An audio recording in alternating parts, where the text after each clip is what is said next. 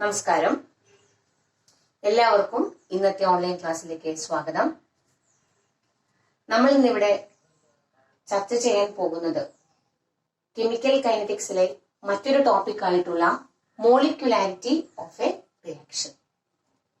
കഴിഞ്ഞ ക്ലാസ്സുകളിലായി നമ്മൾ പറഞ്ഞു കഴിഞ്ഞു അല്ലെങ്കിൽ പഠിച്ചു കഴിഞ്ഞു എന്താണ് റേറ്റ് ലോ എന്താണ്, എങ്ങനെ നമുക്ക് റേറ്റ് എക്സ്പ്രഷൻ എഴുതാം, ഒരു റിയാക്ഷന്റെ ഓർഡർ എന്താണ്, ആ ഓർഡർ ഒരു ഇക്വേഷൻ തന്നു കഴിഞ്ഞാൽ റേറ്റ് എക്സ്പ്രഷൻ എഴുതിക്കൊണ്ട് നമ്മൾക്ക് എങ്ങനെ ആ ഓർഡർ കണ്ടെത്താം, അതിന് വേണ്ട പ്രോബ്ലംസ്, ഇതെല്ലാം മുൻപുള്ള വീഡിയോകളിൽ നമ്മൾ പറഞ്ഞിട്ടുണ്ട്. ഇന്ന് ഇതുമായി ബന്ധപ്പെട്ട മറ്റൊരു ടോപ്പിക്കാണ് നമ്മൾ ഡിസ്കസ് ചെയ്യുന്നത്. That is very important, molecularity of a reaction. അപ്പൊ എന്താണ് molecularity of a reaction? So, molecularity of a reaction is defined as the number of atoms, molecules or ions collide simultaneously to bring the reaction. എന്ന് പറഞ്ഞാൽ എന്താണ്? നമ്മൾക്കറിയാം, ഒരു chemical reaction നടക്കണമെങ്കിൽ അതിലെ reactance molecules പരസ്പരം കൊളൈഡ് ചെയ്യുകയും അതിന്റെ ഫലമായി നമ്മൾക്ക് ആവശ്യമായിട്ടുള്ള ഫേവറബിൾ ആയിട്ടുള്ള പ്രോഡക്റ്റ് സ്റ്റേജിലേക്ക് എത്തുകയും ചെയ്യുന്നു. റിയാക്ഷൻ നടക്കുമ്പോൾ ബേസിക്കായി എന്ത് വേണം? അവിടെ കൊളീഷൻ നടക്കണം. അങ്ങനെ ഒരു റിയാക്ഷൻ നടക്കാൻ വേണ്ടി ആ റിയാക്ഷൻ നടക്കുന്ന സമയത്ത് എത്ര മോളിക്യൂൾസ് ആണോ, അല്ലെങ്കിൽ എത്ര ആറ്റംസ് ആണോ, അല്ലെങ്കിൽ എത്ര അയോണുകൾ കൂടിച്ചേർന്നാണോ അവിടെ റിയാക്ഷൻ നടക്കുന്നു എന്ന് കാണിക്കുന്നത് എന്ന് നമുക്ക് തരുന്ന ടേം ആണ് എന്തെന്ന് പറയുന്നത്, ഈ പറയുന്ന മോളിക്യുലാരിറ്റി of a reaction.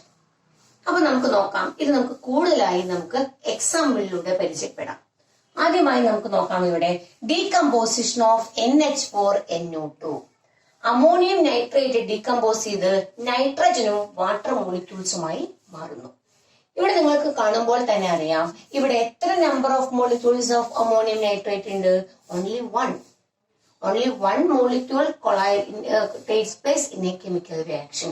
So one molecule of ammonium nitrate decomposed from N2 and 2H2O. റിയാക്ഷനിൽ ഒരു സിംഗിൾ സ്പീഷീസ് മാത്രമേ പങ്കെടുക്കുന്നുള്ളൂ.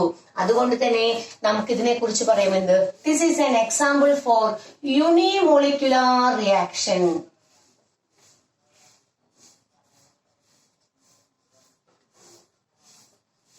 അപ്പൊ നമുക്ക് മനസ്സിലാക്കണം എന്താണ് യൂണിമോളിക്യുലാർ റിയാക്ഷൻ. ഒരു റിയാക്ഷൻ നടക്കുന്ന സമയത്ത് ഒരൊറ്റ സിംഗിൾ സ്പീഷീസ് മാത്രമാണ് കൊളീഷനിൽ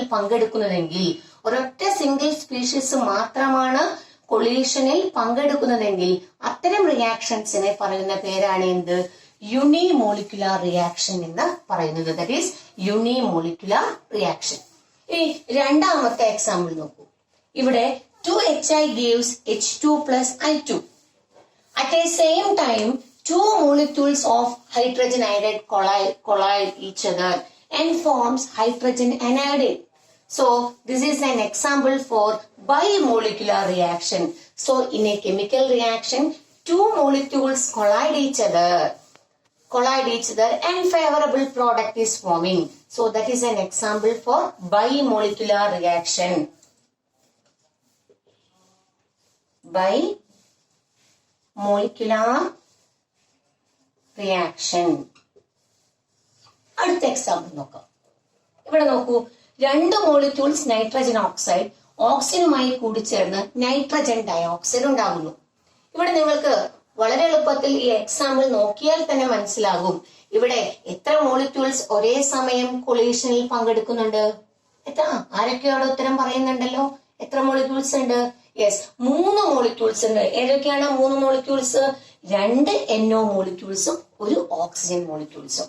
അപ്പോ മൊത്തം അവിടെ ടോട്ടൽ എത്ര മോളിക്യൂൾസ് കൊളീഷനിൽ പങ്കെടുക്കുന്നുണ്ട്? അതെ, 3. Very good. 3 മോളിക്യൂൾസ് അവിടെ കൊളീഷനിൽ പങ്കെടുക്കുന്നുണ്ട്. So this is an example four try molecular reaction.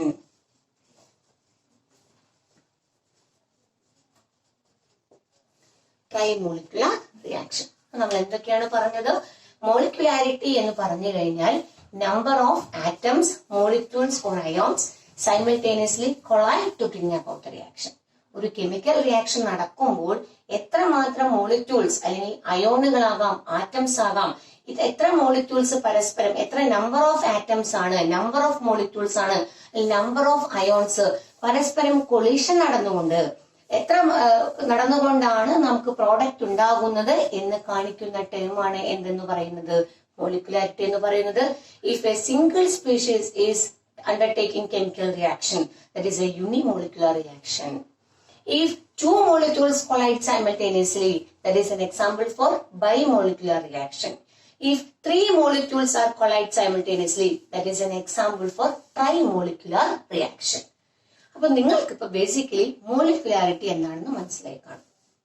അപ്പൊ നമുക്ക് വളരെ എളുപ്പത്തിൽ ഇതിൽ നിന്ന് മനസ്സിലാകാം. നിങ്ങൾക്ക് ഒരു ഇക്വേഷൻ തരുമ്പോൾ തന്നെ പരീക്ഷയ്ക്ക് സാധാരണ രീതിയിൽ ചോദിക്കുന്ന ക്വസ്റ്റ്യൻ ആണ്. നിങ്ങൾക്ക് ഒരു ഇക്വേഷൻ തരുന്നു, ആ ഇക്വേഷൻ തന്നുകൊണ്ട് അതിൽ നിന്ന് ആ കെമിക്കൽ റിയാക്ഷനിന്റെ മോളിക്കുലാരിറ്റി എന്താണെന്ന് കണ്ടുപിടിക്കണം നിങ്ങൾ. അപ്പോ ഇത് ഈ ഒരു എക്സാമ്പിൾ ആണ് തന്നതെന്ന് വിചാരിക്കുക. 2HI gives H2 plus I2. Find out the molecularity of the reaction. അപ്പൊ നിങ്ങൾ എന്ത് എഴുതണം ഉത്തരം? Molecularity is 2. എവിടെ നിങ്ങൾക്ക് കിട്ടി? Because 2 molecules of HI collide in the reaction. So molecularity is 2. അപ്പോ നിങ്ങൾക്ക് തന്നിരിക്കുന്ന ഈ ഒരു ഇക്വേഷൻ നമ്മൾ ഒരു പേര് പഠിച്ചു കഴിഞ്ഞ ക്ലാസ്സിൽ. എന്താണ് അതിന്റെ പേരെന്താണ്? Stoichiometric equation. Stoichiometric equation. അപ്പൊ നിങ്ങൾക്ക് തന്നിരിക്കുന്ന ഈ കെമിക്കൽ റിയാക്ഷനിൽ നിന്ന് തന്നെ നിങ്ങൾക്ക് ആ റിയാക്ഷന്റെ എന്ത് കണ്ടുപിടിക്കാൻ സാധിക്കും? മോളിക്കുലാരിറ്റി കണ്ടുപിടിക്കാൻ സാധിക്കും. അപ്പൊ ഏതാണോ നിങ്ങൾക്ക് തന്നിരിക്കുന്ന കെമിക്കൽ ഇക്വേഷൻ അത് വെച്ചുകൊണ്ട് തന്നെ നിങ്ങൾക്ക് ആ കെമിക്കൽ റിയാക്ഷന്റെ മോളിക്കുലാരിറ്റി വളരെ എളുപ്പത്തിൽ നിങ്ങൾക്ക് കണ്ടുപിടിക്കാൻ സാധിക്കും. Therefore, molecularity is a theoretical concept. Molecularity എന്ന് പറയുന്നത് എന്താണ്? തിയററ്റിക്കൽ കോൺസെപ്റ്റ് ആണ്. മറ്റൊരു കാര്യം നമ്മൾ കഴിഞ്ഞ ക്ലാസ്സിൽ പഠിച്ചല്ലോ, അതെന്താണ്? ഓർഡർ. ഓർഡർ എന്ത് കോൺസെപ്റ്റ് ആണ്? Order is an experimental concept. Order എന്താണ്? ഒരു എക്സ്പെരിമെന്റൽ കോൺസെപ്റ്റ് ആണ്. അതേസമയം മോളിക്കുലാരിറ്റി എന്താണ്? Molecularity is a theoretical concept.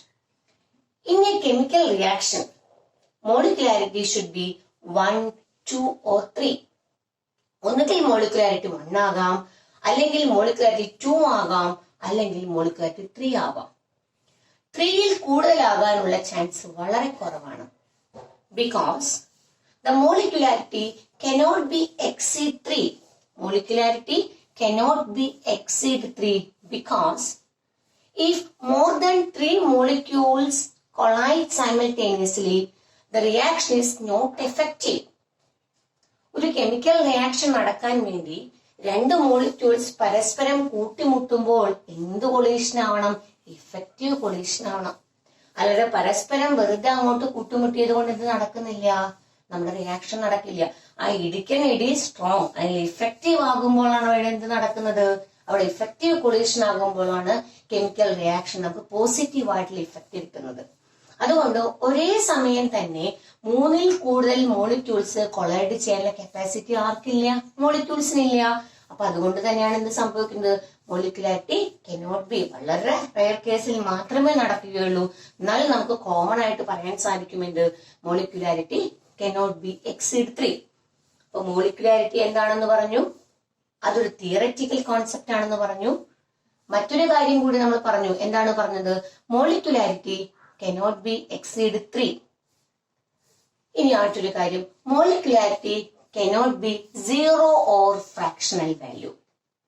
ഈ പറയുന്ന കാര്യങ്ങളെല്ലാം തന്നെ നമുക്ക് ഓർഡറുമായി കമ്പയർ ചെയ്ത് പഠിച്ചാൽ മതി. നിങ്ങൾ അത് പരീക്ഷയ്ക്ക് ചോദിക്കുന്ന ചോദ്യവുമാണ്. ഓർഡർ എന്ന് പറയുന്നത് 0 അല്ലെങ്കിൽ ഫ്രാക്ഷണൽ വാല്യൂസ് വരാം. പക്ഷെ മോളിക്കുലാരിറ്റി ഒരിക്കലും 0 അല്ലെങ്കിൽ എന്ത് വരില്ല? ഫ്രാക്ഷണൽ വാല്യൂ വരില്ല. It is only 1, 2, 3 etcetera.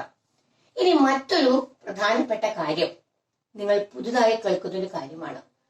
Molecularity can only applicable to elementary reactions.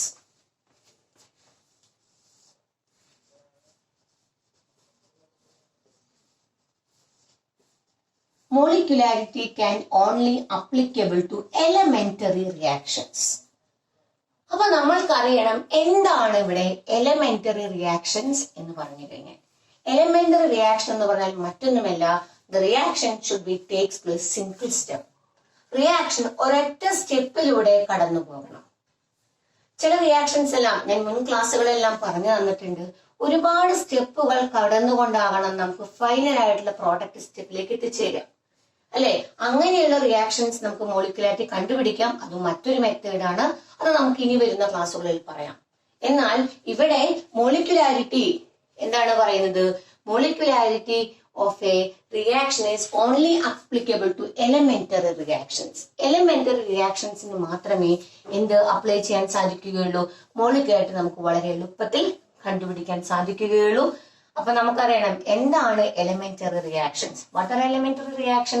The reaction takes place single step. ഒരൊറ്റ സ്റ്റെപ്പിലൂടെ മാത്രം റിയാക്ഷൻ നടന്നുകൊണ്ട് ഫൈനൽ ആയിട്ടുള്ള പ്രോഡക്റ്റിലേക്ക് എത്തിച്ചേർന്നുവെങ്കിൽ അത്തരം കെമിക്കൽ റിയാക്ഷൻസിനെ പറയുന്ന പേരാണ് എന്ത്?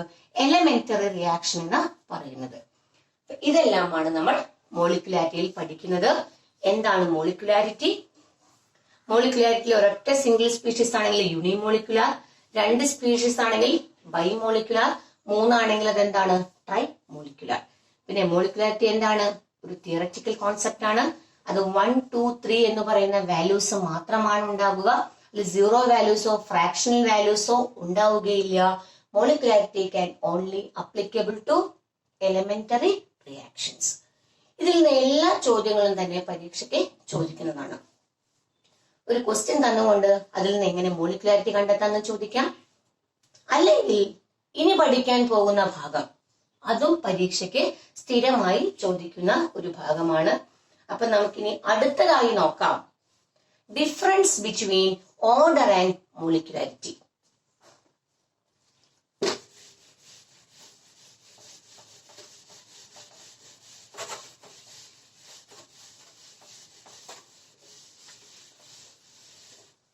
അടുത്തതായി നമ്മൾ നോക്കാൻ പോകുന്നത് difference between order and molecularity ആണ്.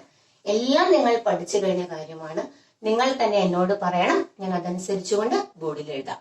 അപ്പൊ ആദ്യം നിങ്ങൾ ഡിഫറൻസിയേഷൻ അല്ലെങ്കിൽ ഡിഫറൻഷിയേറ്റ് ചെയ്യാൻ വേണ്ടി നിങ്ങളോട് ചോദിക്കുമ്പോൾ എപ്പോഴും നിങ്ങൾ 2 കോളമായിട്ട് തന്നെ പഠിക്കുക. അങ്ങനെ തന്നെ പരീക്ഷയ്ക്ക് എഴുതുന്നതാണ് നിങ്ങൾക്ക് മാർക്ക് കിട്ടാനും എളുപ്പം. അപ്പൊ ഒരു കോളത്തിൽ നമ്മൾ ഓർഡർ എഴുതുന്നു, അടുത്ത കോളത്തിൽ നമ്മൾ എന്ത് എഴുതുന്നു? അതിന്റെ മോളിക്കുലാരിറ്റി എഴുതുന്നു.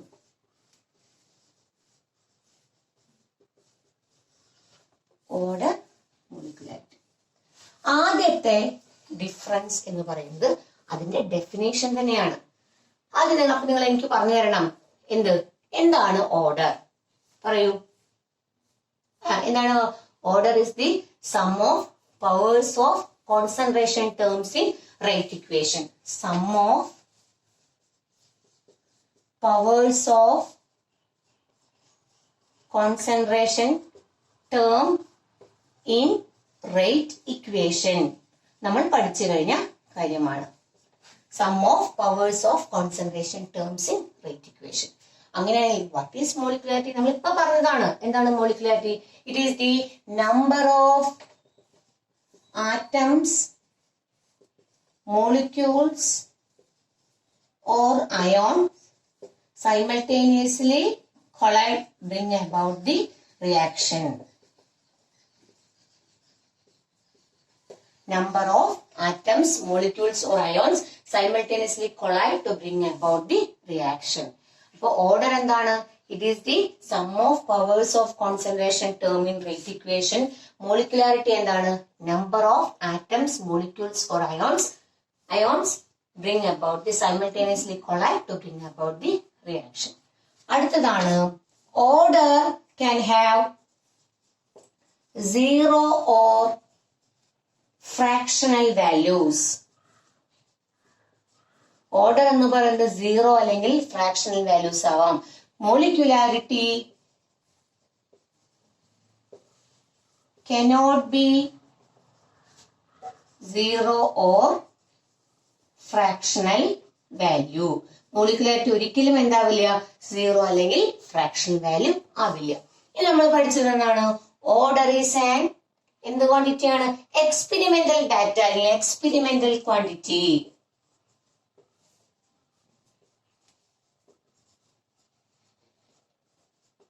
മോളിക്കുലാരിറ്റി ആണല്ലോ, it is a theoretical concept. Theoretical concept. അടുത്തതാണ് order can have applicable to both elementary and complex reactions.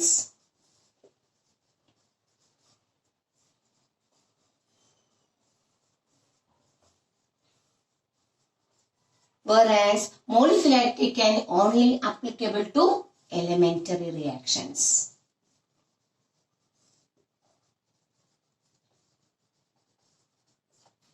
ഇപ്പോൾ നിങ്ങൾക്ക് കുട്ടികളെ നിങ്ങൾക്ക് മനസ്സിലായി കാണുമല്ലോ എന്തെല്ലാമാണ് ഓർഡറും മോളിക്കുലാരിറ്റിയും തമ്മിലുള്ള ഡിഫറൻസ് എന്താണെന്ന്. എല്ലാം നമ്മൾ തിയറിയിൽ പഠിച്ചതാണ്, കുറച്ചു മുമ്പ് പറഞ്ഞു നിർത്തിയതാണ്. ഒന്നുകൂടി നമുക്ക് പറയാം. ഓർഡർ എന്ന് പറഞ്ഞാൽ എന്താണ്? It is the sum of powers of concentration term in rate equation. Molecularity എന്ന് പറഞ്ഞാൽ എന്താണ്? It is the number of atoms, molecules or ions simultaneously collide to bring about the reaction. Order എന്ന് പറഞ്ഞാൽ എന്താകാം? Zero value ആകാം. നിങ്ങൾ പഠിച്ചിട്ടുണ്ട്, zero ഓർഡറിന് example പഠിച്ചിട്ടുണ്ട്. എന്താണ് പഠിച്ചിരിക്കുന്നത്? Yes, decomposition of ammonia in metal surface. ഇനി ഫ്രാക്ഷൻ വാല്യൂസ് ആകാം, അതും നമ്മൾ പഠിച്ചു കഴിഞ്ഞിട്ടുണ്ട്. എന്നാൽ നിങ്ങൾ മോളിക്കുലാരിറ്റി പഠിക്കുമ്പോൾ അവിടെ സീറോ അല്ലെങ്കിൽ ഫ്രാക്ഷൻ വാല്യൂസ് കണ്ടിട്ടുണ്ടോ? ഇല്ല. അപ്പൊ ഒരിക്കലും molecularity cannot be zero or fraction value. ഇനി ഓർഡർ എന്ന് പറഞ്ഞത് എന്താണ്? It is an experimental quantity. എക്സ്പെരിമെന്റിലൂടെ കണ്ടെത്തി കൃത്യമായി നമുക്ക് പ്രെഡിക്റ്റ് ചെയ്യാൻ സാധിക്കുകയുള്ളൂ. എന്നാൽ മോളിക്കുലാരിറ്റി എന്താണ്? It is a theoretical concept. ഇനി നമ്മൾ നേരത്തെ പറഞ്ഞു molecularity can only applicable to elementary reactions. What are elementary reactions? The reaction takes place in single step. അല്ലെ? അപ്പോ എല്ലാ കെമിക്കൽ റിയാക്ഷനും ഒരൊറ്റ സിംഗിൾ സ്റ്റെപ്പിലൂടെ എന്ത് ചെയ്യണമെന്നില്ല, കംപ്ലീറ്റ് ആവണമെന്നില്ല. 2, 3, 4 സ്റ്റെപ്പുകൾ കടന്നുകൊണ്ടാവണം ചിലപ്പോൾ ഫൈനൽ പ്രൊഡക്റ്റിലേക്ക് എത്തിച്ചേരുകയുള്ളൂ. അങ്ങനെയുള്ള റിയാക്ഷൻസിനെ പറയുന്ന പേരാണ് എന്ത്? കോംപ്ലക്സ് റിയാക്ഷൻസ് എന്ന് പറയുന്നത്. So order can applicable to both elementary and complex reactions. Order can be applicable to both elementary and complex reactions. Whereas molecularity can only applicable to elementary reactions. ഈ പറയുന്ന ചോദ്യവും നിങ്ങൾക്ക് സാധാരണയായി പരീക്ഷയ്ക്ക് ചോദിച്ചു വരുന്ന ഒരു ചോദ്യമാണ്. Differentiate between order and molecularity. അങ്ങനെയാണ് ക്വസ്റ്റ്യൻ പേപ്പറിൽ ചോദ്യം ഉണ്ടാവുക. Differentiate between order and molecularity. അപ്പോ ഇതുവരെ പറഞ്ഞ കാര്യമെല്ലാം നിങ്ങൾക്ക് മനസ്സിലായി എന്ന് വിചാരിക്കുന്നു. നമ്മൾ ഇന്നത്തെ ക്ലാസ്സിൽ നമ്മൾ ചർച്ച ചെയ്ത് എന്താണ് മോളിക്കുലാരിറ്റി, അതിന്റെ ഡെഫിനേഷൻ എന്താണ്, അതിന് വേണ്ട എക്സാമ്പിൾസ് എന്തൊക്കെയാണ്, difference between order and molecularity. ഇനി കെമിക്കൽ കൈനറ്റിക്സുമായി ബന്ധപ്പെട്ട മറ്റൊരു ഭാഗവുമായി അടുത്ത ക്ലാസ്സിൽ കാണാം. നന്ദി, നമസ്കാരം.